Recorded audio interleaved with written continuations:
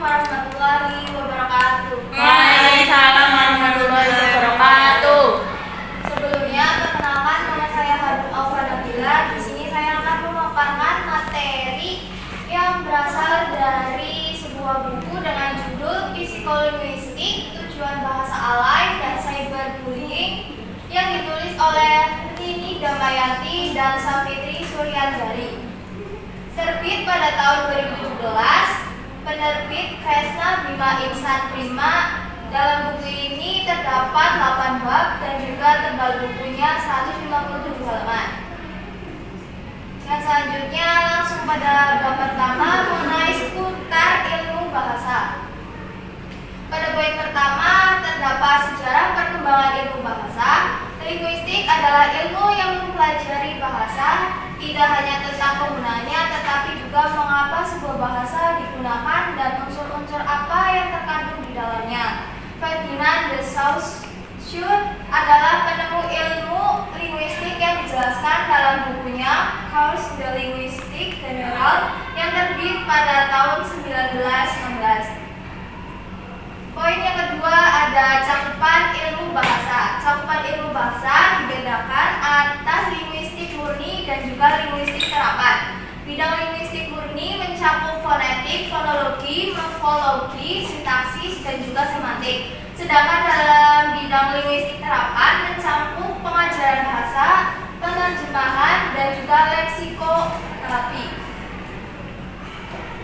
Lanjut pada bab kedua, yakni mengenai psikolinguistik dalam pembelajaran bahasa Indonesia. Pada poin pertama terdapat pembelajaran bahasa. Pembelajaran bahasa adalah sistem kompleks yang melibatkan guru, siswa, tujuan pembelajaran, materi, metode, evaluasi, dan juga sarana. Keberhasilannya tidak hanya tergantung pada guru dan materi saja, akan tetapi juga pada pemahaman psikologi siswa dalam proses belajar bahasa yang dikenal sebagai psikolinguistik atau psikologi bahasa. Selanjutnya ada pengertian psikolinguistik. Psikolinguistik merupakan disiplin ilmu interdisiplin yang menggabungkan linguistik dan juga psikologi.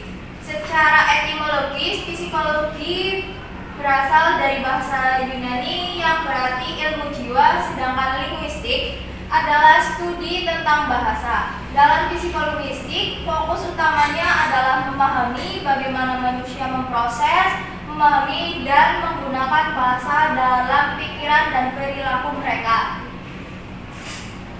Selanjutnya, peran psikolinguistik dalam pembelajaran bahasa. Psikolinguistik mempelajari perilaku berbahasa, termasuk resepsi, persepsi, perolehan, dan pemproduksian suatu bahasa.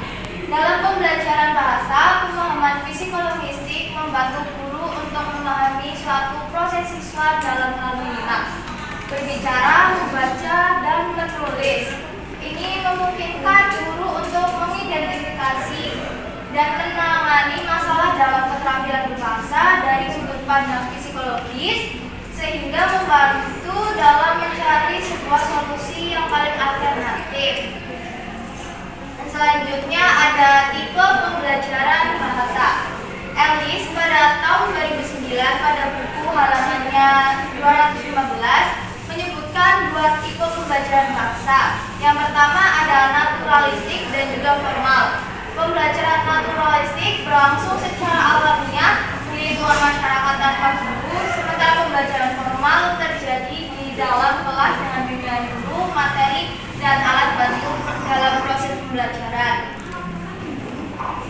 Selanjutnya ada bab ketiga mengenai bahasa alay di media sosial. Konsep bahasa, variasi bahasa, dan juga fungsi bahasa. Yang pertama ada konsep bahasa. Bahasa itu sendiri adalah ciri khas manusiawi yang membedakannya dari makhluk lain. Yang kedua ada variasi bahasa. Variasi bahasa itu merupakan fokus utama dalam sosiolinguistik yang mencoba menjelaskan ciri-ciri variasi bahasa dan menghubungkannya dengan berbagai faktor sosial dalam lingkup masyarakat. Dan yang terakhir terdapat fungsi bahasa terdiri dari fungsi budaya.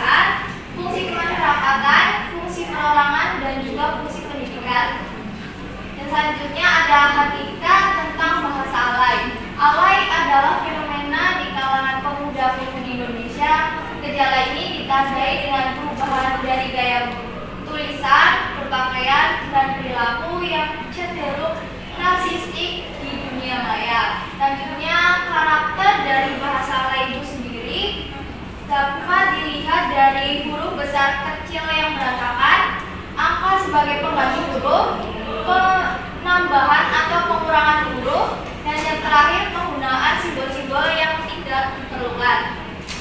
Selanjutnya ada bahasa alay dalam media sosial. Contoh dari bahasa alay yang berada dalam media sosial yaitu seperti kata cius, nyata, dan cimungut sudah semakin populer di kalangan anak muda dan masyarakat luas.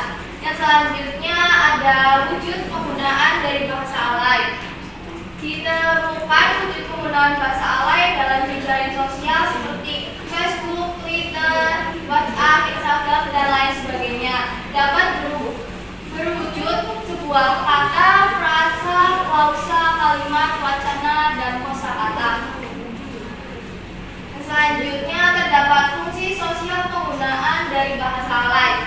Fungsi menasehati, fungsi mempromosikan, fungsi bertanya, fungsi meminta maaf, fungsi mengajak, dan yang terakhir ada fungsi terima kasih. Selanjutnya faktor penyebab penggunaan bahasa alay di media sosial. Beberapa faktor itu meliputi yang pertama faktor pergaulan, faktor gengsi, dan juga faktor iklan. Yang selanjutnya bab 4 mengenai bentuk bahasa alay secara linguistik. Yang pertama ada diksi dari bahasa alay. Terdapat 3 diksi bahasa alay. Yang pertama yaitu penggunaan singkatan, penggunaan angka dalam status jejaring sosial, penggunaan tanda baca, simbol, dan juga emoticon. Selanjutnya penggunaan bahasa alay dalam status BBM. Bahasa alay biasa ditemukan dalam aplikasi BBM maupun aplikasi yang lainnya dengan pilihan kata hasil pemendekan atau pilihan kata hasil dari penyingkatan. Yang selanjutnya bab kelima yaitu dampak psikologis bahasa alay. Pertama ada penggunaan bahasa alay di kalangan remaja. Remaja menggunakan bahasa tersebut untuk menyesuaikan diri dengan perkembangan teknologi dan juga informasi. Penggunaan bahasa gaul dijumpai dalam interaksi sehari-hari melalui media seperti handphone, terutama dalam bentuk pesan singkat SMS maupun WhatsApp. Selanjutnya ada gaya bahasa gaul anak remaja. Terdapat 3 gaya bahasa. Yang pertama terdapat seperti kata jayus yang berarti suatu usaha seseorang namun malah menjadi tidak lucu. Yang kedua ada kata jaim yang berarti menjaga image atau tingkah laku kepada orang lain. Kata yang terakhir yaitu cupu yang berarti seseorang yang berpenampilan kuno atau ketinggalan zaman. Yang selanjutnya pengaruh bahasa gaul terhadap perilaku remaja. Di sini terdapat 5 pengaruh bahasa gaul terhadap perilaku remaja, yakni yang pertama ada pengaruh dari penikmat internet, yang kedua pengaruh lingkungan, yang ketiga media atau elektronik, yang keempat media cetak, dan yang terakhir dampak dari modernisasi. Selanjutnya cara meminimalisir bahasa alay. Yang pertama, guru-guru bahasa Indonesia perlu menekankan penggunaan bahasa Indonesia yang baik dan benar menurut EYD. Yang kedua, memahami konteks komunikasi, membedakan antara situasi formal dan non-formal yang menyesuaikan penggunaan bahasa dengan baik. Yang ketiga, mengurangi penggunaan singkatan dan gaya tulisan yang aneh untuk efisiensi dan kejelasan komunikasi. Yang keempat, membaca tulisan formal dan berita untuk memperkaya kosakata dan pemahaman tentang bahasa Indonesia yang baik dan juga benar. Yang terakhir, rajin membaca KBBI untuk memperkuat pemahaman kosakata bahasa Indonesia yang telah dilupakan.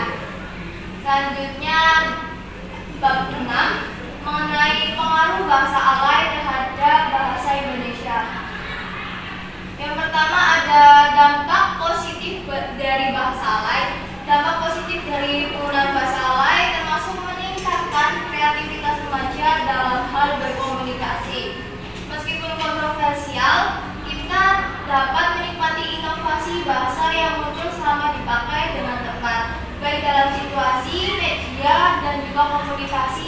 sesuai. Bahasa alay juga dianggap sebagai seni karena kombinasi huruf dan angka dapat menarik perhatian orang lain serta dapat menjadi simbol atau kode rahasia. Yang kedua, dampak negatif dari bahasa alay. Dampak negatif dari bahasa alay itu dapat mempersulit penggunanya untuk berbahasa Indonesia dengan baik dan juga benar. Selanjutnya, hal pencegahan dari pemakaian bahasa alay. Yang pertama, sadar pentingnya bahasa Indonesia yang baik dan benar. Yang kedua, memperkuat persatuan bangsa melalui bahasa Indonesia.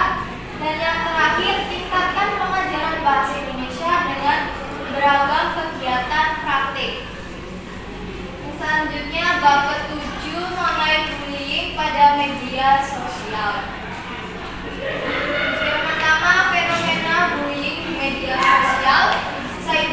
Cyberbullying sering terjadi di media sosial seperti Facebook dan juga Twitter, juga melalui SMS maupun pesan instan. Anak-anak dengan kemampuan teknologi yang lebih tinggi dapat menggunakan situs atau blog untuk menjelekan korban atau memalsukan identitas korban untuk membuat suatu masalah. Ada juga yang mencuri password atau mengirim pesan ancaman melalui akun korban. Selanjutnya, pelaku cyberbullying. Dalam bullying di media sosial, terutama di Facebook, pelaku terbagi menjadi dua, pelaku utama dan pelaku pembantu. Pelaku utama memicu penindasan melalui postingan seperti status, gambar, gosip, ancaman, dan penghancuran relasi. Selanjutnya, cyberbullying di Facebook. Bully yang dilakukan seperti mengecek, mengancam, menyergap data pribadi, dan lain sebagainya. Yang selanjutnya ada bab 8, yakni mengenai upaya mengatasi pergeseran bahasa Indonesia. Yang pertama ada pergeseran dari bahasa. Bahasa Indonesia sebagai alat komunikasi nasional berkembang dari bahasa Melayu Riau dengan pengaruh bahasa daerah dan asing, tetapi kini terhadap bahasa gaul yang lebih singkat dan kreatif. Namun seringkali melanggar kaidah bahasa formal, menyulitkan pemahaman dan pembelajaran untuk bahasa Indonesia. Selanjutnya ada solusi terhadap permasalahan bahasa gaul. Terdapat 3 solusi. Yang pertama, menyadarkan dan memotivasikan remaja akan fungsi dan pentingnya bahasa Indonesia. Yang kedua, upaya pembiasaan dilatih berbahasa dengan baik secara lisan. Dan yang terakhir, proses penyadaran dan pembiasaan ini membutuhkan suatu karya untuk menjadi saksi yang mengikat seperti artikel dan lain sebagainya. Yang selanjutnya, rangkuman dari artikel yang ditulis oleh Nia Ifatul Mufidah dan Norman Antono dalam jurnal Pendidikan Bahasa dan Sastra Indonesia yang berjudul Gangguan Bahasa Tokoh Abang dalam film Rek Profesor Malaikat Juga Tahu pada kajian psikologistik. Yang pertama, pada bagian abstrak, film Recto Verso Malaikat Juga Tahu menampilkan karakter abang dengan penyakit autismenya, menggambarkan kesulitan komunikasi verbal dan keterlambatan perkembangan dari bahasa yang digunakan. Ini mencerminkan tantangan komunikasi pada individu dengan autisme. Bagian selanjutnya ada pendahuluan. Penelitian ini membahas gangguan berbahasa autisme dalam konteks psikologistik yang melibatkan analisis tentang bagaimana gangguan tersebut mempengaruhi pemahaman, produksi, dan interaksi bahasa pada individu, serta faktor-faktor psikologis yang mendasarinya. Bagian selanjutnya ada metode. Penelitian menggunakan metode analisis kualitatif, deskriptif dengan sumber data dari film Recto Verso Malaikat Juga Tahu untuk menjelaskan tentang gangguan berbahasa seperti autisme. Teknik pengumpulan data yang digunakan adalah teknik simak dan juga catat, di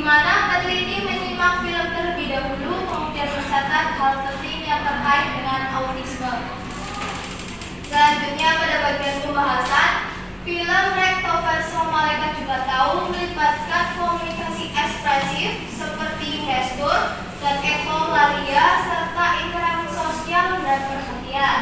Penyandang autisme juga menunjukkan hubungan antara bahasa dan kognisi melalui bermain simbolis dan menirukannya.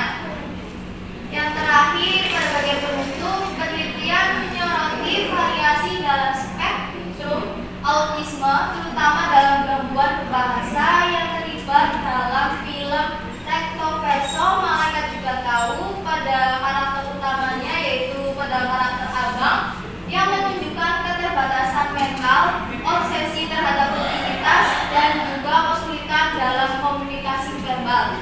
Autisme menyulitkan komunikasi terutama verbal, meskipun beberapa aspek fonologis bisa tetap dikuasainya.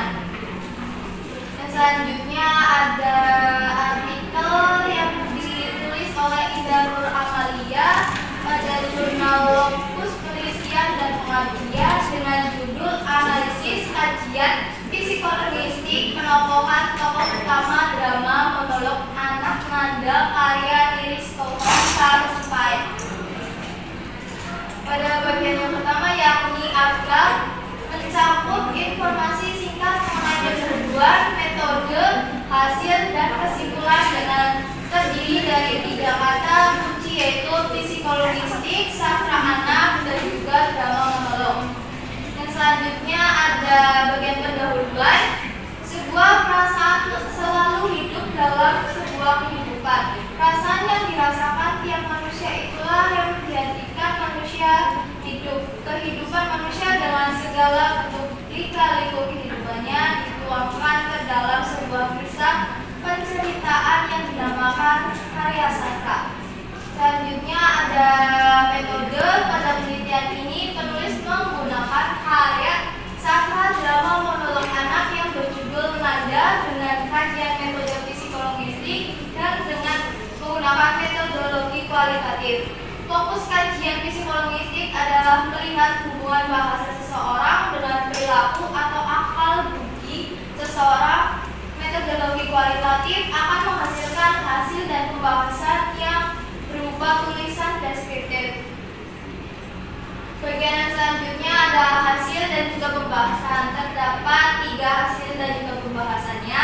Yang pertama, rasa kerinduan yang dirasakan oleh Nanda. Yang kedua, rasa ketidakpercayaan diri oleh Nanda. Dan yang terakhir, kehidupan yang menjadikan Nanda yang dewasa sebelum umurnya. Bagian yang terakhir yaitu pada kesimpulan, sebuah penokohan atau suatu karakter dari tokoh utama yang memainkan sebuah penceritaan dalam karya sastra sangatlah berpengaruh bagi penikmat karya sastra tersebut. Tokoh dapat menyampaikan perasaan yang dimilikinya, menceritakan alur, jalan cerita seperti apa, dan sebagainya. Baik, sekian pemaparan materi yang dapat saya sampaikan. Apabila ada yang ingin bertanya, silakan ajukan tangan. Yang pertama, silakan untuk Mbak Farah.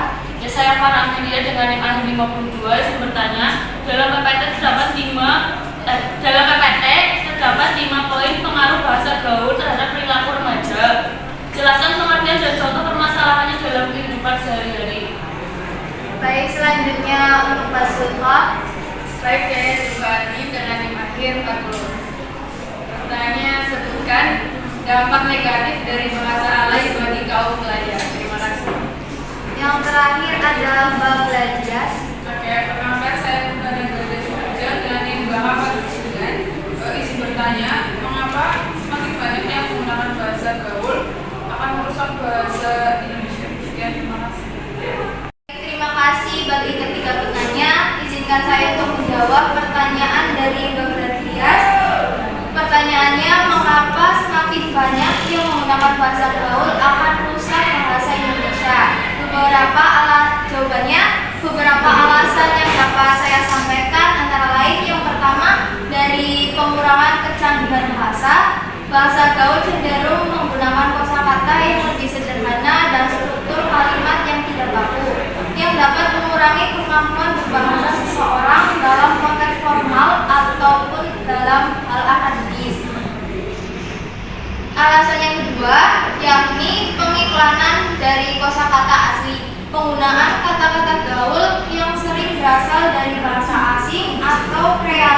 baru bisa dapat mengikis penggunaan kosakata asli bahasa Indonesia. Ini dapat mengurangi keterampilan generasi muda dalam memahami dan menggunakan bahasa Indonesia yang baik dan juga benar. Alasan yang ketiga yaitu kesalahpahaman dan ambiguitas. Bahasa gaul sering mengandung istilah atau frasa yang memiliki makna kontekstual atau slang yang hanya dipahami oleh kelompok tertentu. Hal ini dapat menimbulkan kesalahpahaman atau ambiguitas dalam komunikasi. Ya, seperti itu Mbak Gladys, apa dapat dipahami? Iya bisa, terima kasih Mbak Hana. Yang selanjutnya saya akan menjawab pertanyaan dari Mbak Farah. Pertanyaannya, dalam PPT terdapat 5 poin pengaruh bahasa gaul terhadap perilaku remaja. Jelaskan pengertian dan contoh permasalahannya dalam kehidupan sehari-hari.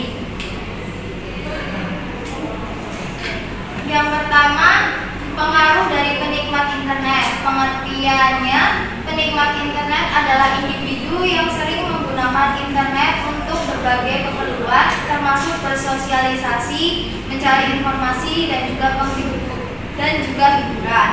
Contoh permasalahan dalam kehidupan sehari-hari yakni remaja yang sering mengakses internet dan media sosial dapat terpengaruh oleh bahasa gaul yang digunakan oleh influencer atau teman-teman mereka.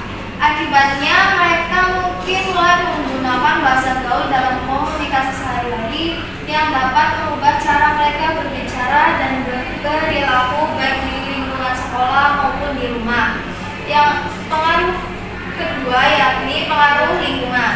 Pengertiannya, lingkungan mencakup keluarga, teman sebaya, dan komunitas yang mempengaruhi perkembangan individu. Contoh permasalahannya, jika remaja berada di lingkungan di mana bahasa gaul sering digunakan, mereka akan cenderung mengikuti dan mengadopsi bahasa tersebut untuk menyesuaikan diri. Misalnya, jika di sekolah banyak teman menggunakan istilah-istilah gaul, remaja akan lebih mungkin menggunakannya juga agar dianggap bagian dari sebuah kelompok tersebut. Peran media yang ketiga yaitu peran media elektronik. Pengertiannya, media elektronik mencakup televisi, radio, dan juga platform digital lainnya yang menyebarkan informasi dan juga hiburan. Contoh permasalahannya, acara televisi, video YouTube, dan podcast yang populer di kalangan remaja seringkali menggunakan bahasa gaul untuk menarik perhatian audiens. Remaja yang menonton atau mendengarkan program-program ini mungkin akan meniru bahasa yang digunakan, yang pada gilirannya mempengaruhi cara mereka berbicara dan juga berinteraksi dengan orang lain. Yang keempat ada media cetak. Pengertiannya, media cetak mencakup koran, majalah, dan buku yang mempublikasikan konten tertulis. Masalahnya, majalah remaja dan komik sering menggunakan bahasa gaul untuk menarik minat pembaca muda. Remaja yang sering membaca publikasi ini mungkin mulai memasukkan bahasa gaul dalam percakapan sehari-hari mereka yang dapat mempengaruhi cara mereka menulis dan berbicara di situasi formal maupun informal. Dan yang terakhir ada dampak dari modernisasi. Pengertiannya, modernisasi adalah proses perubahan menuju keadaan yang lebih modern yang seringkali melibatkan adopsi teknologi dan juga perubahan budaya. Contoh permasalahannya, modernisasi membawa perubahan dalam cara remaja berkomunikasi dan juga berinteraksi. Dengan kemudian akses teknologi dan juga informasi, bahasa gaul cepat menyebar dan diterima oleh kalangan remaja. Penggunaan bahasa gaul menjadi bagian dari identitas mereka dan mempengaruhi perilaku sehari-hari seperti cara berbicara, berpakaian, dan juga bersosialisasi. Seperti itu Mbak Farah, apa dapat dipahami? Ya bisa, terima kasih Mbak Yun. Yang selanjutnya saya akan menjawab pertanyaan dari Mbak Zulfa. Pertanyaannya, sebutkan dampak negatif dari bahasa alay bagi kaum remaja. Bahasa alay, jawabannya bahasa alay dalam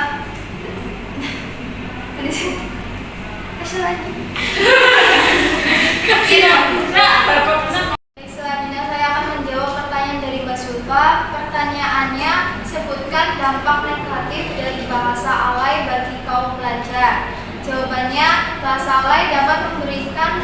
terdapat dampak negatif bagi kaum pelajar, antara lain yang pertama dari penurunan kemampuan bahasa.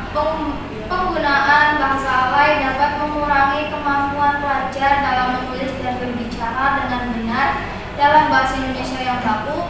Ini dapat berdampak pada kemampuan mereka dalam menulis esai, tugas sekolah, dan komunikasi formal. Yang kedua, ada pemahaman yang salah. Bahasa alay sering kali menggunakan kata-kata yang disingkat atau diubah yang dapat menyebabkan kebingungan dan kesalahpahaman dalam komunikasi sehari-hari. Dan yang terakhir, ada menurunkan kualitas akademis. Terbiasanya dengan bahasa alay dapat mempengaruhi kualitas tugas dan ujian pelajar. Mereka mungkin secara tidak sadar menggunakan bahasa ini dalam konteks yang tidak tepat, seperti dalam penulisan akademis ataupun ujian. Seperti itu, Mbak Swifa, apa dapat dipahami? Iya, dapat dipahami. Baik, saya rasa semua pertanyaan sudah dijawab. Mohon maaf apabila ada kesalahan. Wassalamualaikum